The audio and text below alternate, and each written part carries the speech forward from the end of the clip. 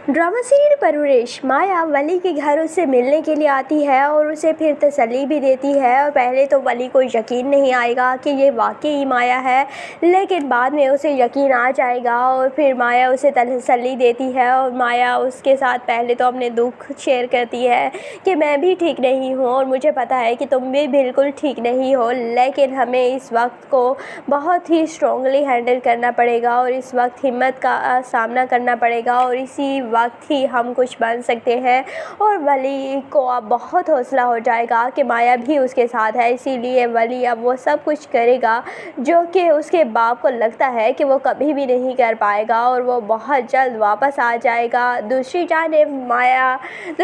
वली जिस आदमी के पास रहता है वो आदमी उसे कहता है कि अब तुम्हें वही करना पड़ेगा जो मैं कहूँगा और मैं तुम्हें रोज़ाना के कुछ स्पेसिफिक टास्क दूंगा जिन्हें तुम्हें कंप्लीट करना होगा। और वली कहता है कि मैं आपके सारे टास्क कंप्लीट करूंगा और इसीलिए फिर वो वली को बहुत मुश्किल टास्क देगा। हो सकता है कि वही वली को टास्क दे कि तुम जाकर रोड पर बैठो और रोड पर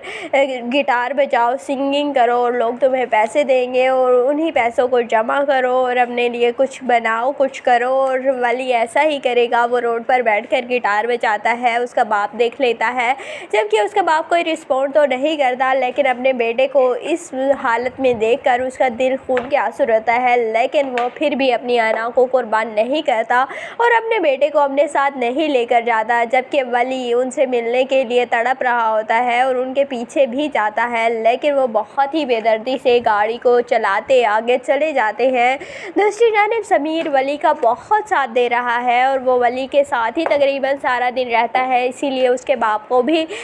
बहुत परेशानी हो रही है कि समीर ने पता नहीं कौन से दोस्त बना लिए हैं कि ये सारा दिन घर पर ही नहीं होता, लेकिन उन्हें क्या पता कि वो सारा दिन वली की ही खातिर करता रहता है। और वो वाला डायलॉग तो बहुत इंटरेस्टिंग था कि अगर मैंने तुम्हारी ही सारी दिन नाज नखरे उठाने थे तो अगर तुम्हें अल्लाह लड़की बना देता तो कितना अच्छा होता, सारा दिन मैंने तुम्हारे वैसे ही नाज नखरे उठाने हैं।